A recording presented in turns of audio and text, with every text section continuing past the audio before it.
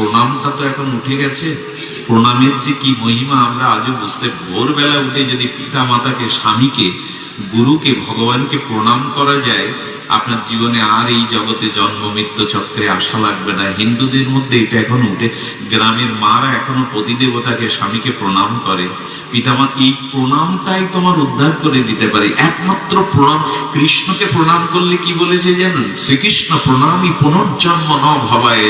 কৃষ্ণকে প্রণাম করলে, রাধারানীকে প্রতিদিন প্রণাম করলে আর এই জন্ম মৃত্যু চক্রে আপনাকে আসতে হবে না। একটা অভূতপূর্ব তত্ত্ব শুনুন। শিব ঠাকুরের এক ভক্ত ছিল কাশীতে মা। এই ঘটনাটা ইতিপূর্বে আপনারা শোনেননি। আমি যেদিন শুনেছিলাম আমার মাথা মস্তিষ্ক থেকে সেদিন থেকে এই জিনিসটা যায়নি। কি অপূর্ব মহিমা ভগবান শিবের।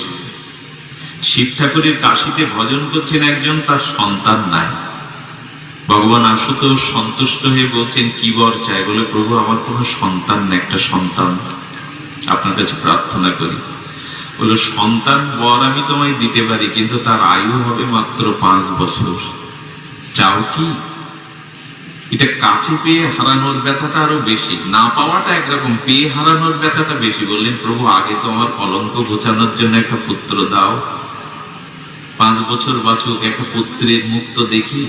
শিব ঠাকুর তথাস্থ বললেন। সন্তান জন্মালো। কি অপূর্ব তার গুণমহিমা।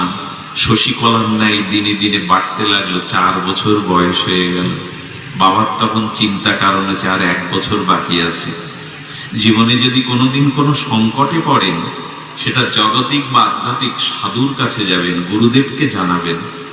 এক মহাত্মা বলল, বাবা এক কাজ কর, ওই কাশীর গঙ্গার ঘাটে ওইখানে একটা কুঠির বেঁধে ওকে 2টো জিনিস করতে বল। আপনাদেরও এই 2টো জিনিস মনে রাখতে হবে। সেটি হলো, ওখানে বসে বসে ও নাম জপ করবে, আর যতজন ওর সামনে দিয়ে যাবে ছোট বড় সবাইকে প্রণাম করবে। এই প্রণামটা তো এখন উঠে গেছে। প্রণামের যে কি মহিমা আমরা আজও বুঝতে, ভোরবেলা উঠে যদি পিতা মাতাকে, স্বামীকে, গুরুকে, ভগবানকে প্রণাম করা যায়, আপনার জীবনে আর এই জগতে জন্ম মৃত্যু চক্রে আসা লাগবে না। হিন্দুদের মধ্যে এটা এখন উঠে, গ্রামের মারা এখনো পতিদেবতাকে, স্বামীকে প্রণাম করে। পিতামা, এই প্রণামটাই তোমার উদ্ধার করে দিতে পারে, একমাত্র প্রণাম। কৃষ্ণকে প্রণাম করলে কি বলেছে জানেন? শ্রীকৃষ্ণ প্রণামী পুনর্জন্ম ন ভবায়। কৃষ্ণকে প্রণাম করলে, রাধারানীকে প্রতিদিন প্রণাম করলে আর এই জন্ম মৃত্যু চক্রে আপনাকে আসতে হবে না। ও করে কি? সবাইকে প্রণাম করে আর নাম জপ করে গঙ্গার তীরে বসে। আয়ু বাকি আছে 3 দিন। কদিন বাকি আছে? 5 বছর পূর্তে 3 দিন। এই 3 দিনে কি হলো? সপ্ত ঋষি এসেছিলেন বিশ্বনাথকে দর্শন করতে, গঙ্গায় স্নান করতে। মাঝে মাঝে ঋষি মুনির আত্মাটা পৃথিবীতে তীর্থে নেমে আসে। ওরা ভোরবেলা আসে বিদায় ভোরের বাতাসটা এত নির্মল মনে হয়, এত সুন্দর মনে হয়। ওই সপ্তরীতি গঙ্গা স্নান করে মা যাচ্ছে, আর ওই বালক তখন সপ্ত ঋষির চরণে লুটিয়ে প্রণাম করে। 1 বছরের অভ্যাস, প্রণাম করেছে। সপ্ত ঋষি তখন অভয় মুদ্রা দিয়ে বললেন, চিরঞ্জীবী ভব, চিরজীবী হও। এই যেই বলেছেন, যেই বলেছে, ছেলেটার বাবা বলছেন, ঋষিবর আপনারা ওই আশীর্বাদ ফিরিয়ে নিন, কারণ ওর 5 বছর পরমায়ু স্বয়ং শিব ঠাকুর দিয়েছেন, বাকি আছে 3 দিন। আপনারা চিরঞ্জীবী ভব বললেন। সপ্ত ঋষি জানেন তো, অত্রি, পুলস্ত, পুরুতু, ভৃগু, বশিষ্ঠ, এই সপ্ত ঋষি বলছেন কদিন বাকি আছে? বললে 3 দিন। ছেলেটা আমাদের কাছে দিয়ে দাও, দেখি কিছু করতে পারি কিনা। ওই দিন কেটে গেল। সপ্ত ঋষি ওকে বললেন কি, তোরা 2 দিন বাকি আছে, আমরা কাল প্রজাপতি আমাদের পিতা ব্রহ্মার কাছে যাব, তুইও আমাদের সাথে যাবি। প্রজাপতি ব্রহ্মার সামনে গিয়ে বলছেন, আমরা বাবাকে প্রণাম করব, তুই পেছনে দাঁড়িয়ে তুই সাষ্টাঙ্গে প্রণাম করবি। শুধু প্রণামের মহিমা শুনুন আর শিব মহিমা শুনুন। ওই সপ্তঋষি পিতা ব্রহ্মাকে প্রণাম করেছে, ছেলেটাও লুটিয়ে পড়েছে। ব্রহ্মা আসন থেকে বলছেন, চিরঞ্জীবী ভব। সপ্ত ঋষি বলছেন, পিতা কাল আমরা ফেসেছিলাম, আপনি আজ ফাঁসলেন। কাল আমরা 7 ঋষি ফেসে গিয়েছিলাম, আজকে ফাঁসলেন আপনি। আরে আমাদের উপাস্য শিব ঠাকুর ওকে বলেছেন 5 বছর আর 2 দিন বাকি আছে। কাল আমরা ফেসেছি বুঝতে না পেরে চিরঞ্জীবী ভব, আজ আপনি বলছেন চিরঞ্জীবী বাবা, আপনিও ভাসলেন। ব্রহ্মা বললেন বাকি আছে কয়দিন? 2 দিন। তোমরা ফিরে যাও, দেখি আমি কিছু কর। আচ্ছা তোমরা যেও না, সাথে থাকো তো, ওর জন্য কিছু আমি একটা আশীর্বাদ করলাম, তোমরা করলে। কি অবস্থা দেখুন। বলছেন কি, কাল সকালে, কালকে তোর আয়ু শেষ, কাল সকালে আমরা শিবলোকে যাব, আমিও যাব, তোমরাও যাবে, বাচ্চাটাকেও নিয়ে যাও। দেখি যার দেওয়া জিনিস তার কাছে গিয়ে দেখি কিছু করা যায় কিনা। এক প্রণামের ঠেলায় ব্রহ্মারও মাথায় ঘুম নেই, সপ্ত ঋষিরাও ঘুরছে। শিবলোকে গিয়ে শিব ঠাকুরকে প্রথম ব্রহ্মা প্রণাম করছে, দ্বিতীয় সপ্ত ঋষি, শেষে ছেলেটাও লুটিয়ে পড়েছে। শিব ঠাকুর উদাস, শিব ঠাকুর পরম সন্তুষ্ট। তিনি বলছেন চিরঞ্জীবী ভব। ব্রহ্মা বলছেন বাহ শিব, বাহ বাহ শিব শঙ্কর, ফাঁসলেন আপনিও। আরে যার 5 বছর পরময় দিয়েছেন তাকে বললেন চিরঞ্জীবী ভব। ছেলেটাকে আশীর্বাদ করলে শিবটা, ও ওই সেই ওরা, আজকেই তো শেষ দিন, বলা ছিল 5 বছর, ওকে আমার কাছে দাও তো, যাও তোমরা যাও। শিব ঠাকুর প্রসন্ন করে রেখে দিল। সন্ধ্যার প্রকল্পে জম এলো, কিন্তু জম তো শিবের সামনে যাওয়ার ক্ষমতা রাখে না। দূরে দাঁড়িয়ে বলছে প্রভু ওকে ছেড়ে দিন, আপনার দেওয়া পরমায়ু শেষ। শিব ঠাকুর তখন একটু বলছেন কি, আচ্ছা তোমার হিসাবে 5 বছর না আমার হিসাবে 5 বছর বাদিয়ে দিয়েছেন তাও। বলছে প্রভু আপনার হিসাব 5 বছর তো আমি জানি না, 5 বছর আমার হিসাবে ফুরিয়ে গেছে, নিতে এসছি। বলে তোমার ঘটে বুদ্ধি শুদ্ধি নেই, আমার 5 বছর আগে জানো, তারপরে ওকে নাও। তার মানে প্রভু শুনুন, আমিও বিস্ময় প্রকাশ করেছিলাম শিবের মহা করুণা দেখে। বলছেন কি, সত্য ত্রেতা দাপার কলি। আচ্ছা যেদিন বিজ্ঞানীরা চন্দ্র জয় করলো, চাঁদে গেল, সেদিন গিয়ে দেখলো চাঁদের 1 ঘন্টা সমান পৃথিবীর 73 ঘন্টা। আচ্ছা আমরা পিতামাতার বা পূর্বপুরুষের পারলৌকিক কাজ বছরে 1 দিন করি না? বছরে 1 দিন করি তো। আমাদের 365 দিন সমান পিতৃলোকে দেবলোকে 1 দিন। ওইখানে সময় কিছুটা কমছে না, আমাদের বাড়ছে না? তারপরে শিব ঠাকুর বলছেন সত্য ত্রেতা দাপর কলি, এই 4 যুগের পরমায়ু মিলিত হলে হয় 1 দিব্য যুগ। এই 4 যুগ একত্রিত করলে হয় 1 দিব্য যুগ। আর এরকম 71 দিব্য যুগে হয় 1 মন্বন্তর। আর এরকম 14 মন্বন্তরে ব্রহ্মার 1 কল্প, 1 দিন। তো শিব ঠাকুর তখন বলছেন এই 14 মন্বন্তরে ব্রহ্মার 1 কল্পে ব্রহ্মার 1 দিন। তো ব্রহ্মার এরকম 10টা কল্পে 10 বার ব্রহ্ম মরবে আর 10 বার ব্রহ্ম সৃষ্টি হবে। এই 10 কল্পে 10 ব্রহ্মার পরমায়ুতে আমার 1 দিন, এই হিসাবে 5 বছর ওর পরমায়ু। 10 বার ব্রহ্মা মরবে আর জন্মাবে 10 কল্পে, সেই কল্পে আমার 1 দিন, আর আমার 1 দিনে 5000, এই 5 বছর। ও কে জানেন এই ছেলেটা? এই ছেলেটার নাম শুনলে চমকে যাবেন। ইনি হলেন মহর্ষি মার্কণ্ডেয়।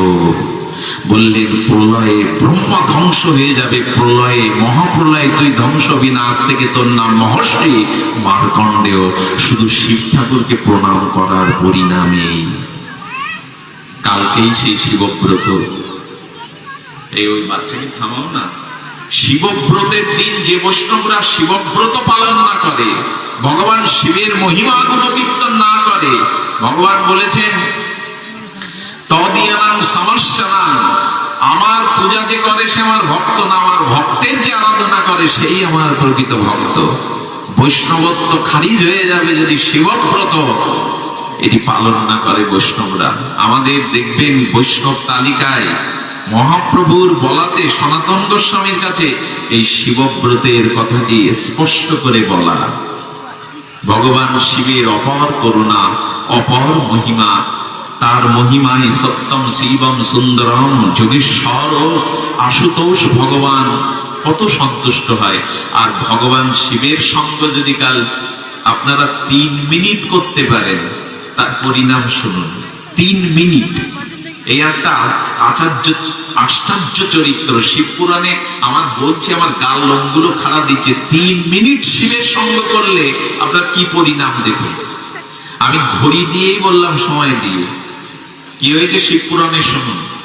এক যুবতীকে ভালোবাসে এক যুবক, হতচ্ছাড়া, তার ভজন সাধন নেই, কামিনী কাঞ্চনে মোহ। যুবতী বলে দিয়েছে রাত 12টা 1 মিনিটে আমার একটা লাল গোলাপ উপহার দিয়ে আমি অমুক বনের মধ্যে, পার্কের মধ্যে দাঁড়িয়ে থাকবো। ও বেটা করেছে, একটা লাল গোলাপ নিয়ে যেতে গিয়ে ঝড় উঠেছে, সেই ঝড়ে পড়ে গিয়ে গোলাপের পাপড়ি তো ঝরঝর করে ঝরে পড়ে, পাপড়ি ঝরে পড়লো। এই ফুল আর নেই, রাত 9টা বাজে, তখন তো দোকান পাওয়া যাবে না গ্রামে। বলে না, যে করে হোক প্রেয়সীকে লাল গোলাপ দিতেই হবে। তো কোথায় পাবো, এখন তো দোকান নাই। সামনে দেখছে কি একটা শিব মন্দির। বলে অনেকেই পুজো টুজো ওই গোলাপ ফুল টুল দেয়, দেখি ওর মাথায় পাওয়া যায় কিনা, এখন তো দোকান পাওয়া যাবে না। শিব মন্দিরে গিয়ে শিবের মাথা ঘুরিয়ে দেখে না, শিবের ইচ্ছে একটা লাল গোলাপ কে যেন দিয়ে গেছে অনেক ফুলের মধ্যে। এই লাল গোলাপটা পেয়ে ও যখন শিব মন্দিরে ঢুকছে, এদিক ওদিক চুরি করবে তো ফুল, এদিক ওদিক তাকাচ্ছে, আর শিবের গায়ে হাত দিয়ে বলছে, বাবা শিব, যেন তোমার মাথায় একটা ফুল থাকে বাবা। এই শিবকে একটু স্তুতি করে 3 মিনিট মন্দিরে দাঁড়িয়েছিল। ওই গোলাপ ফুলটা নিতে গিয়ে প্রিয়ার সাথে দেখা হওয়ার আগে বাস পড়ে মরে যায়। মরুক। এটা কিন্তু আমি আপনাদের গল্প শোনাচ্ছি না, এই আসনে কোনো গল্প আসরের জায়গা না। এটা শিব পুরাণের তত্ত্ব, তার নামটা শুনলে বুঝতে পারবেন কে। হঠাৎ করে মারা যাওয়ার পরে চিত্রগুপ্ত বলছে, প্রভু ওর পাপ আর পাপ ছাড়া নেই। বেটার শেষের দিনও ও এক প্রিয়াকে গোলাপ ফুল দিতে গিয়ে মারা গেছে। বলছে মানুষের জীবনে হতে পারে না, কোন শুভ কর্ম আছে। লাল কালি দিয়ে বলল, 3 মিনিট ভগবান শিবের মন্দিরে ও সঙ্গ করেছিল, এইটুকুই যা ওর সার জীবনে। বলছে প্রভু এর বিধান কি হবে? বলে 3 মিনিট যদি বৈষ্ণব শিবের সঙ্গ করে কেউ, তাকে 3 বছর স্বর্গ প্রাপ্তির বিধান আমার সংবিধানে আছে। 3 বছর। আচ্ছা তুমি আগে নরক ভোগ করবে না পরে স্বর্গ? না, আগে স্বর্গ ভোগ করবে না নরক। কিছু কিছু লোক আছে আগে মিষ্টি খেতে ভালোবাসে, তারপরে ঝাল। আবার এর উল্টোও আছে, স্বভাবের বিপরীত লোক আছে, বলছে আগে স্বর্গ দিন পরে নরক। ও স্বর্গে যাওয়ার পরে বলছেন 3 মিনিট গোলাপ ফুল চুরি করতে গিয়ে শিবের সঙ্গ করায় 3 বছর স্বর্গ প্রাপ্তি। ইন্দ্রদেব হঠাৎ বললেন, মা ওদেরকে ঠান্ডা করো। ইন্দ্রদেব বলছেন কি, আমি একটু ভারতবর্ষে তীর্থ পরিভ্রমণে যাব, আমার এই আসন যাতে ফাঁকা থাকে, তুমি 3 বছরের ইন্দ্রের পদ নিয়ে বসে। বললো 3 মিনিট শিবের সঙ্গ করা, এখন দেবরাজের পদ পেলাম আমি। দেবরাজ ইন্দ্রের স্ত্রী শচী দেবী খুব সতী, বললেন মা 3 মিনিট ভগবান শিবের সঙ্গ করায় যদি আমার এই প্রাপ্তি হয়, মা কিছু ঋষিমণিদের স্বর্গে ডেকে তুমি আমাকে একটু সাধু সঙ্গ করিয়ে দাও, হরি কথা শুনিয়ে দাও মা। ঋষিদের ডেকে 3 বছর ধরে ও হরিকথা সাধু সঙ্গ করলো। দেখুন এই রাজ্যে আপনারা যে মাটিতে বসে হরিকথা শুনছেন, এর মহিমা দেখুন। 3 বছর পরে যমদূত এসে বলছেন, যারা সাধু সঙ্গ করে, হরিকথা শ্রবণ করে, তাদের কোনোদিন নরকে যেতে হয় না, এটা আমার বিধানে বলা আছে। নরকে তাকে যেতে হয় না যিনি সাধু সঙ্গ হরিকথা শ্রবণ কীর্তন করেন। বললেন তবে তোমার পূর্ব কর্মফল, পূর্ব পাপ ক্ষয় হয়নি, এই জন্য তোমাকে দৈত্যকুলে জন্মাতে হবে।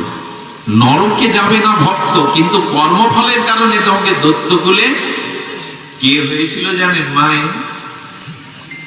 দৈত্যরাজ বলি, যার মাথায় ভগবান বামন পা দিয়েছিলেন। 3 মিনিট শিবের সঙ্গ করায় ইনি পরবর্তীতে বলিরাজ হয়ে উনি জন্ম নিলেন। 3 মিনিট শিবের সঙ্গ করায়, যার মস্তকে ভগবান বামন অবতার চরণ রেখে দিলেন। চিন্তা করতো মা। এই জন্য মা কালকে অন্তত একটু উপবাস থেকে শিবব্রতটা, একাদশী যদিও গেছে, এই মাসটা খুব জ্বালাতনের মাস, একটার পর একটা ব্রত। এই মাসটা একেবারে, আমি তো ক্ষুধা টুধা সহ্য করতে পারি না, আবার একটু নির্জলা সকাল থেকে সন্ধ্যায়, কিন্তু এই মাসটা আসলেই ভয় হয়। এই অদ্বৈত সপ্তমী, এই নিত্যানন্দ ত্রয়োদশী, এই বামন দ্বাদশী, কতবার করা যায়। তো একটু কষ্ট হলেও মা করে নিয়েন।